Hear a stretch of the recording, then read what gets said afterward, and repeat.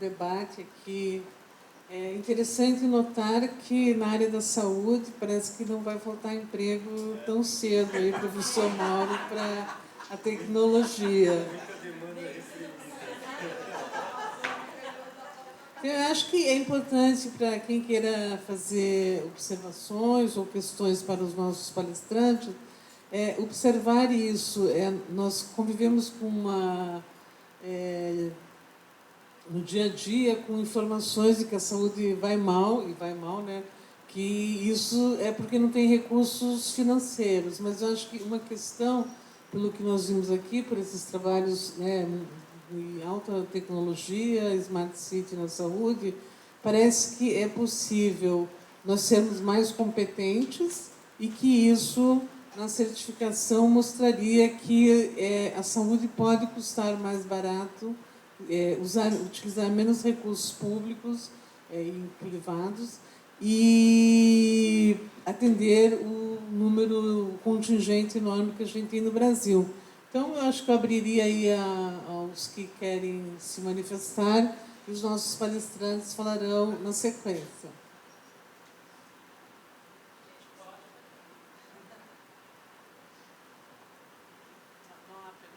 Bem, se não há perguntas, então eu convidaria aqui os palestrantes a falar sobre isso. Pelos trabalhos que vocês desenvolvem, a gente conseguiria, na opinião de vocês, vencer esse obstáculo, que eu acho que é um dos maiores obstáculos brasileiros, que é a questão da saúde, né? Você tem internações e não consegue atender, uma demanda enorme, e esse número que a Flávia trouxe, que 1.000 e poucos certificados no universo de 300 e poucos mil. Então, como é que vocês imaginariam vencer esses obstáculos que não são pequenos? Posso acrescentar uma pergunta sua?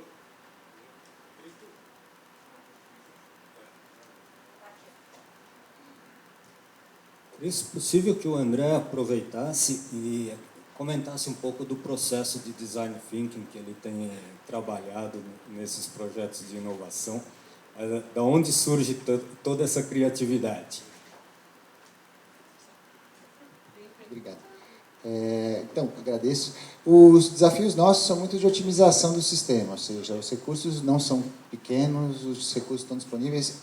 Eu, particularmente, gosto muito do setor de saúde, pelo menos em São Paulo, ou seja, a gente conta com o público, a gente conta com o privado e a gente tem várias interfaces entre eles.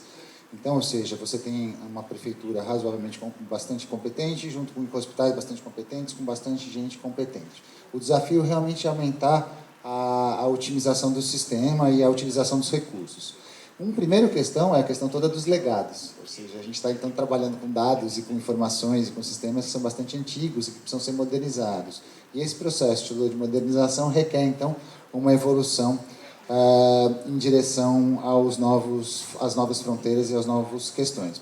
Então, o que a gente tem procurado é exatamente facilitar essa circulação toda da informação para que, na circulação, facilite a tomada de decisão, uma tomada de decisão mais inteligente e mais eficiente. E aí, respondendo ao Rodrigo, ou seja, o projeto é um grande design thinking, ou seja, pelo fato da gente estar a gente está trabalhando muito próximo dos gestores da saúde, nós estamos permanentemente em imersão e, a partir dessa imersão, o processo é exatamente esse, ou seja, nós estamos permanentemente imersos, criando, ou seja, ideando coisas novas e prototipando. Então, o que eu trouxe aqui são os projetos que foram mais robustos e que estão rodando, que estão implementados. Mas a quantidade de coisas que a gente chegou num protótipo de baixa fidelidade ou numa primeira operaçãozinha que acabou não funcionando da maneira imaginada, foi bastante alta. Então, no fundo, é quase como se fosse uma startup dentro de um sistema mais complexo, que corresponde, inclusive, ao que a gente tem visto nas grandes organizações, ou seja, você tem organizações como, por exemplo, os bancos ou as grandes empresas que têm, por serem muito burocratizadas e serem muito formalizadas, estão criando áreas ágeis onde elas podem experimentar. E, no fundo, o Alomãe tem sido esta função, ou seja, é um espaço onde os gestores têm podido idear e ter alguma primeira prototipação para, quem sabe, no futuro, implementar na forma de política pública.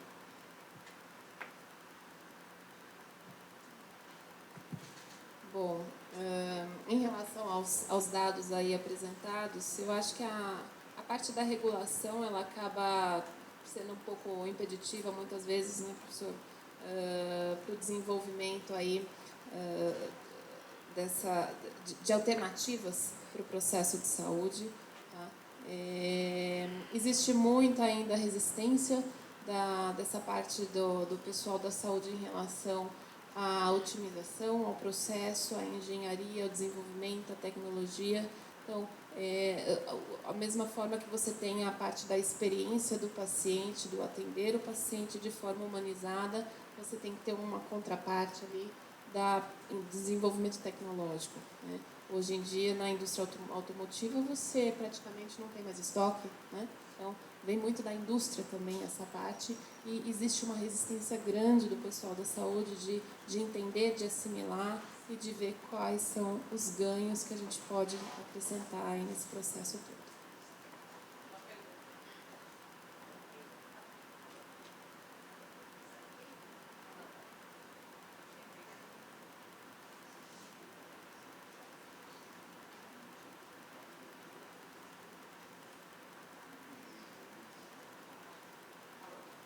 Oi? A pergunta é para o André. Eu achei muito legal esse programa, não conhecia.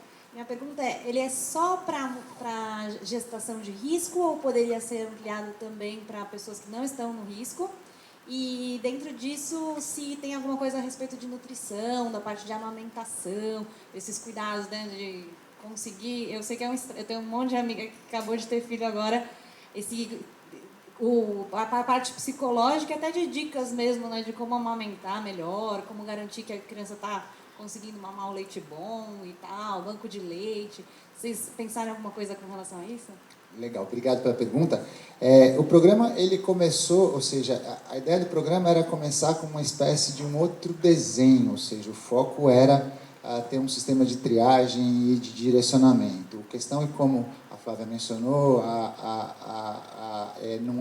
isso não é muito bem visto por algumas partes interessadas dentro do nosso sistema. Então, o programa começou com uma ideia toda da gestante da puérpera, por ser uma política pública que estava valendo naquele momento, e que é o nosso grande encantamento, ou seja, você trabalhar com gestante de puérpera, parece que Deus lhe coloca a mão e abençoa o programa, ele vai de uma maneira mais gostosa. Mas o call center, de vez em quando, ele faz o monitoramento, a gente que acompanha, mas ele também executa outras políticas públicas, como, por exemplo, a questão toda das campanhas e a questão, por exemplo, de um corujão. Então, durante um determinado período de tempo, a gente processou o corujão, determinada questão, por exemplo, a questão da sífilis estava muito séria, então teve toda essa orientação. Então, varia, ele pode estar atuando mais especificamente com as gestantes e com as puérperas, mas ele também pode variar e ter um outro tipo de destino, porque, no fundo, é um canal a gente é um canal. Então, é um canal que é capaz de entregar e de ouvir, e a partir do ouvir também direcionar ações.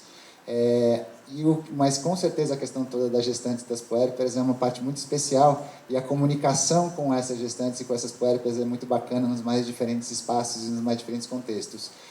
Inclusive, o Facebook é um dos espaços mais legais que a gente tem de compartilhamento de experiências, de compartilhamento de expectativas, de sonhos. As gestantes mandam muitas fotos, elas se sentem acolhidas. Acho que uma questão toda do acolhimento é muito importante. Então, essa é uma das partes mais vivas e mais interessantes do nosso programa, e que eu acho muito especial, e que a gente sempre retoma, porque, no fundo, ficou o nosso DNA. Foi ali que a gente surgiu e é ali que a gente tem evoluído. Luciano Maza, da Vanzolini. Vocês falaram bastante da área médica, né? Clínica. Tem outros atores na área médica, por exemplo, dentistas, né? Dentistas tem 75 mil no Brasil. E eles têm uma atuação bastante relevante para a população, né? Porque você não passa sem comer, né? Tem que comer alguma coisa. Sem dente não dá. Então, existe um grupo de especialistas, eu vou dar um depoimento para vocês, que eles trocam informações sobre casos não muito comuns. Então, o dentista que tem digamos, uma novidade na frente dele, que ele não sabe mexer ou nunca viu antes, ele entra nesse grupo, coloca os dados, as informações, as radiografias, etc., e aguarda que um colega que conheça o assunto, ou que já ouviu falar, já teve alguma atuação nele, dê alguma suporte, né? Isso tem funcionado muito bem na área privada. Queria saber se, nos seus estudos e nas suas andanças, você viu isso na área pública. Seria esse conhecimento, né, ser compartilhado, ou ser possível de ser compartilhado com especialistas de diversas áreas. Porque, como você falou, cada médico, na cabeça dele, tem uma opinião, né? Por isso você precisa de uma banca de médicos para poder decidir o que você vai fazer. O compartilhamento ele acontece de todas as maneiras, ou seja, eles acontecem e já acontece de maneiras como a gente não pode interceder. Então, apesar que, por exemplo, não é a questão do relacionamento paciente-doutor via WhatsApp, ele já acontece, apesar de não ser regulado. Eu estava, por exemplo, eu assisti uma palestra do Ariel, que é um dos nossos heróis lá da Poli, que criou 99, está na Yellow, e ele veio com uma frase interessante, que às vezes a lei ainda não está preparada para o seu modelo de negócios. E, eventualmente, no caso da saúde, a gente está experimentando hoje em dia. A informação evolui muito rápida, e a partir daí existem novas modalidades que precisam, de alguma maneira, serem reguladas para poderem ser depois controladas e, eventualmente, padronizadas e assim por diante. Então, o que a gente observa é muito a questão da informalidade. A gente tem estimulado muito esse compartilhamento de uma forma mais sistemática, e essa é uma das principais diretrizes, ou seja, inclusive existe uma certa competição entre os telesaúdes do Brasil inteiro e aqueles que têm mais teleconsultorias, por exemplo, fazem bastante barulho. E aí, inclusive, a gente tem uma certa... O que é bacana dessa parte é que você tem até a BVS, a Biblioteca Virtual de Saúde, que é a Unifesp regulava, não tenho certeza se está com ela ainda.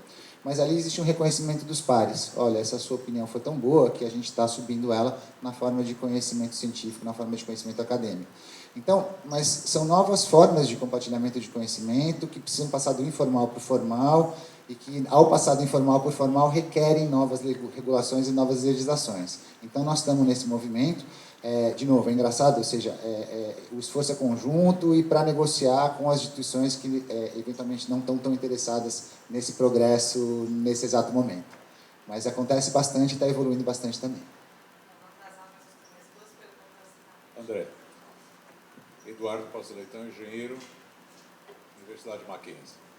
Eu queria saber de você qual é a experiência que você tem em outros países, outras cidades. Ontem nós tivemos uma palestra aqui de Boston, então foi uma visão bem legal. Como é que funciona em Londres ou em Nova York esse seu projeto? Ou tem alguma coisa similar? O nosso principal benchmark é o NHS da Inglaterra, ou seja, eles surgiram há bastante tempo atrás e trabalhando exatamente com esse tipo de protocolo de triagem inicial. A questão é que na Inglaterra você tem uma determinada configuração e no Brasil você não tem essa determinada configuração. Então, num determinado momento em que na Inglaterra você pode, por exemplo, fazer uma primeira triagem por telefone, e no Brasil isso é proibido. Então, num primeiro momento que a gente chegou nesse espaço, olha, quem sabe se a gente pudesse fazer isso, já foi colocado, vocês não façam isso porque isso não é viável. Então, 7 anos depois, que a gente andou bastante, nós temos um projeto único. E nós não vamos conseguir propagar ele nem para Santo André. Ele é de acordo com as especificidades do município de São Paulo, com a cara do município de São Paulo, que teve as gestões. Nós começamos lá na gestão do Serra, nós estamos hoje em dia na gestão do Covas, com tantos secretários municipais e com tantas decisões que foram tomadas em relação aos contextos, todos estavam sendo enfrentados em determinados momentos.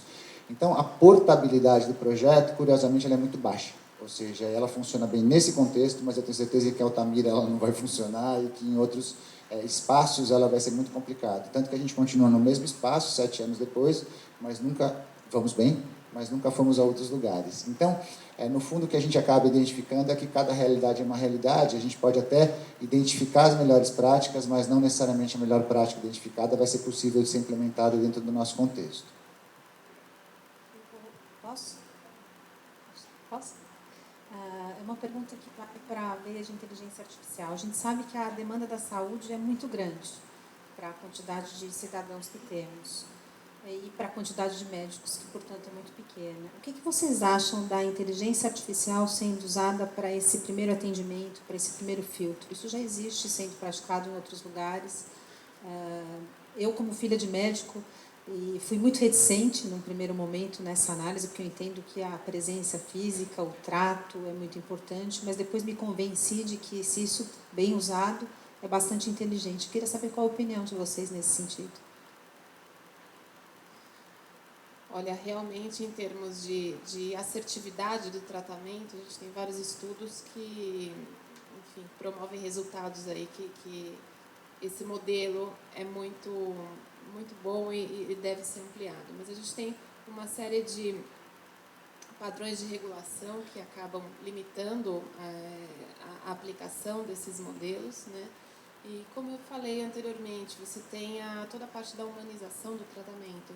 Isso é algo cultural também, né? Então, um exemplo a ser dado de Altamira, eu estive lá em 2017, você tem na organização intérpretes dos dialetos indígenas da região, para que você possa ter um atendimento médico de um paciente.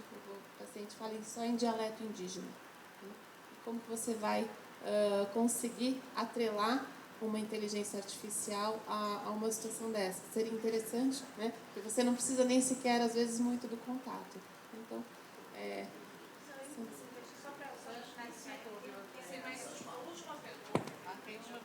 Só para finalizar, eu entendo que é super possível atrelar-se à inteligência mesmo com essa questão de língua, porque isso eu acho que é facilmente adaptável com a tecnologia. E entendo também que essa questão do trato do pessoal, que foi o que me pegou no primeiro momento, até sendo filha de médico, primeira turma da Santa Casa e tudo mais, foi o que me pegou no fígado. Então, eu entendo que isso não pode se perder. Mas eu digo, pela quantidade de médicos versus cidadãos, versus essa questão de viabilidade financeira, eu digo num primeiro momento, porque depois, sem dúvida, que o médico tem que entrar em cena. Essa foi a minha questão, entende? Eu digo num primeiro momento, no filtro. Olha, só para contar um caso, ou seja, eu acompanho então de perto o Einstein há algum tempo, eu tenho um bom camarada que é especializado em câncer de próstata e o pessoal estava ensinando algum algoritmo no Einstein para diagnóstico de câncer de próstata. E esse algoritmo foi concorrer em Harvard contra o MIT e ganhou. Então, ou seja, em termos de tecnologia, a gente não deve para ninguém, eu acho que esse é um ponto importante. A questão toda é como implementar isso de uma maneira que seja consistente e condizente com as mais diversas partes interessadas no modelo. Como foi mencionado, acho que o Ariel levantou. O Ariel é o mesmo cara que ontem estava discutindo a questão dos capacetes de patinete. Não sei se você é a favor ou contra o capacete. Ele tem uma posição, que é a ideia toda, olha, o capacete é importante, mas se eu obrigar o capacete, então a gente estimula, mas não deve obrigar. Porque se obrigar, as pessoas usam menos, se usar menos, o modelo de negócios vai diminuir e eventualmente pode até quebrar. Então a questão toda até em termos tecnológicos, a gente está na ponta, não devemos nada a ninguém. Agora, a questão toda é como isso vai sendo absorvido pela sociedade de acordo com os diferentes interesses das diferentes partes interessadas. Vamos lá. Rapidinho. Minha filha é radiologista, ou seja, é uma das que está correndo risco de perder o emprego, né? Mas aquele que você falou do telelaudo, eu já vi várias vezes ela recebendo, num grupo de WhatsApp, imagens e do grupo colocando, dizendo assim, olha, estou com dúvida, me ajudem. Então, isso demora. E eu pergunto, é possível você fazer alguma coisa olhando uma telinha tão pequena quanto de um smartphone? E a resposta é possível sim. Tá? Então, a tecnologia está indo muito na frente daquilo que a gente está correndo, né? Exatamente. A tese do Dr. Luiz Adriano, um dos pontos, acho que eu esqueci um ponto que é legal, ou seja, o Dr. Luiz Adriano a gente montou uma disciplina na Poli, que é uma disciplina que a gente chama de desenvolvimento de produtos médicos hospitalares. E uma das coisas muito legais é que a gente traz gente da engenharia, do design, do ICB, das ciências biomédicas, que é um pessoal valioso da USP, e da medicina também.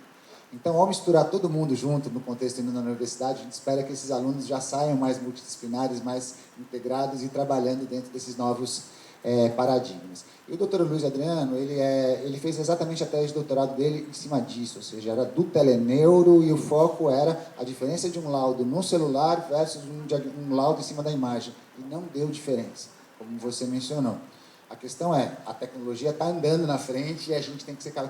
Informalmente, ela já é compartilhada de várias maneiras, a gente tem que, de alguma maneira, trazer essas práticas para dentro do sistema. E esta que é o grande desafio no exato momento. E se eu pudesse dizer, a grande competência do projeto ao longo desse programa que eu apresentei ao longo desses 7 anos é exatamente essa competência política, ou seja, a capacidade de se adaptar e de ser capaz de evoluir de acordo com as diferentes prioridades que vão sendo estabelecidas de acordo com os diferentes contextos.